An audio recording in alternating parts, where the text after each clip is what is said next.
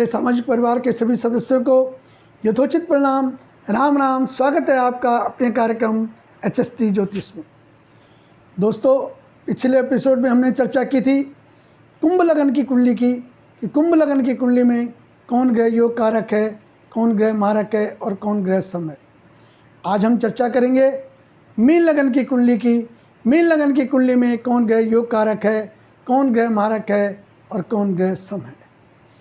Video में जाने से पहले मेरी आपसे रिक्वेस्ट है कि जिन लोगों ने अभी तक हमारे चैनल को सब्सक्राइब नहीं किया है, प्लीज़ सब्सक्राइब कीजिए, शेयर कीजिए और लाइक कीजिए।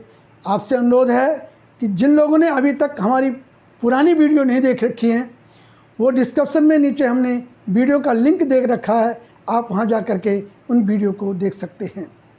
चर्चा करते हैं आज मीन लगन की कुंडली की। मीन लगन की कुंडली मैंने एक कुंडली ड्रॉ कर रखी है, ये देख लीजिए। मीन लगन की कुंडली इसलिए है कि लग्न में ही 12 नंबर लिखा हुआ है, इसलिए ये मीन लगन की कुंडली हुई। मीन लगन का स्वामी बृहस्पति होता है। बृहस्पति का एक घर लग्न में और दूसरा 10वें भाव में लिखा, 10वें भाव में है। तो दो अच्छे भावों का स्वामी एवं लग्नेश होने की वजह से बृहस्पति यहाँ पर एज ए चीफ मिनिस्टर की पदवी लेकर के बैठा हुआ है, इसलिए बृहस्पति यहाँ पर अति योग कारक ग्रह है। दूसरा नंबर जहाँ पर 1 नंबर लिखा हुआ है, 1 नंबर का स्वामी मंगल होता है। मंगल का दूसरा घर 9वां भाव जहाँ पर 8 नंबर लिखा हुआ है, इन दोनों भावों का स्वामी मंगल है। मंगल भी यहाँ पर योग कारक ग्रह है क्योंकि वो लग्नेश का अति मित्र है। यहाँ पर अष्टम तो अष्टम की थ्योरी नहीं लगेगी कि दूसरा भाव मारक नहीं होगा, क्योंकि दो अच्छे भावों का स्वामी मंगल अति योग कारक है क्योंकि वो लग्नेश का अति मित्र है। तीसरा जहाँ पर 2 नंबर लिखा हुआ है, इसका स्वामी शुक्र है। उसका दूसरा घर अष्टम भाव जो कि मृत्यु का घर होता है, ऑब्स्टकल का घर है, लिटिगेशन का घर है, ससुराल पक्ष का घर है एवं कुंडली का सबसे बुरा घर है। उन दोनों घरों का स्वामी शुक्र है। शुक्र 2 घरों का स्वामी होने की वजह से, बुरे घरों का स्वामी होने की वजह से तथा लग्नेश की उल्टी पाल्टी होने की वजह से शुक्र यहाँ पर मारक ग्रह बनते हैं। उसके अलावा चौथे स्थान पे आ जाओ जहाँ पर 3 नंबर लिखा हुआ है। 3 नंबर का स्वामी बुध होता है। बुध की दूसरा घर जो है 7वां भाव, जो दाम्पत्य जीवन का घर होता है, डेली बेसिस का होता है, पार्टनरशिप का घर होता है। और चौथा भाव जो कि माता, घर, भूमि, नेटिव प्लस लग्जरी लाइफ का जो घर होता है, इन दोनों अच्छे भावों का स्वामी बुध है। लेकिन बुध को यहाँ पर केंद्राधिपति दोष लग सकता है अगर बुध 3, 6, 8, 12 और लग्न में बैठा हो। लग्न में जबकि बुध दिशाबली होते हैं, लेकिन लग्न में आकर के बुध जो है नीच के हो जाएंगे। इसलिए बुध यहाँ पर अपने प्लेसमेंट पर निर्भर करेंगे कि वो एक योग कारक ग्रह है या एक मारक ग्रह है। अगर 3, 6, 8, 12 लग्न में बैठेंगे तो वो मारक बन जाएंगे। उसके अलावा बुध कहीं भी बैठेंगे तो वो योग कारक ग्रह बन जाएंगे। इससे डिपेंड करेगा कि उनकी प्लेसमेंट कहाँ पर है। उसके अलावा 5वां भाव जहाँ पर 4 नंबर लिखा हुआ है, 4 नंबर यानी चंद्रमा इस कुंडली का अति योग कारक ग्रह है क्योंकि लग्नेश का अति मित्र और त्रिकोण में स्थान मिला हुआ है। तो चंद्रमा जो है यहाँ पर अति योग कारक ग्रह है। मैं प्लेसमेंट की बात नहीं कर रहा हूँ, प्लेसमेंट की बात मैं बाद में करूँगा, ठीक है। अभी जो है 6वां भाव जहाँ पर 5 नंबर लिखा हुआ है, 5 नंबर माने सूर्य का घर। सूर्य यहाँ पर जो है ये घर अच्छा नहीं है।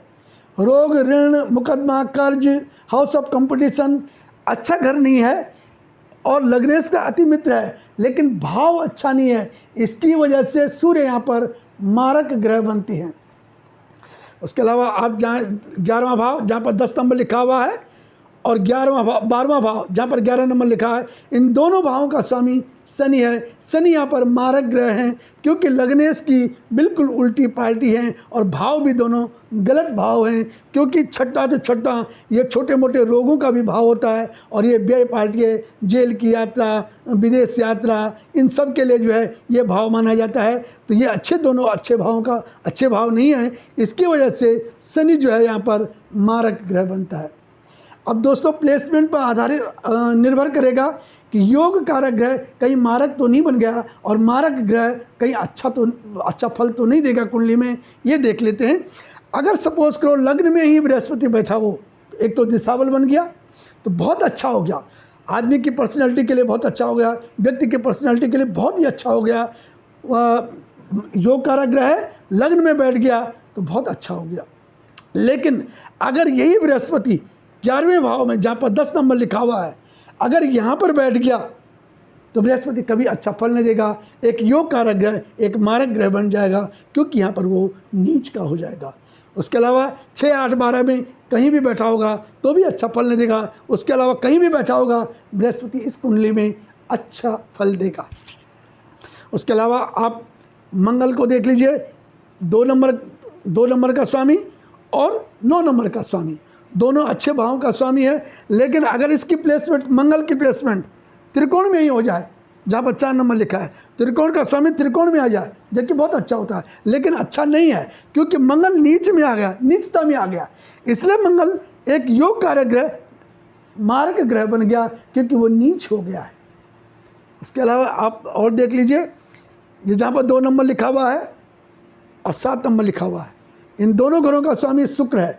शुक्र अगर 6, 8, 12 में पड़ गया और लग्नेश बली हुआ, लग्नेश पर जरा सा भी बल हुआ या शुभ दृष्टि हो गया तो यहाँ पर विपरीत राजयोग बनेगा, शुक्र अच्छा फल देगा और ये योग कारक ग्रह की तरह शुक्र अच्छा फल देगा।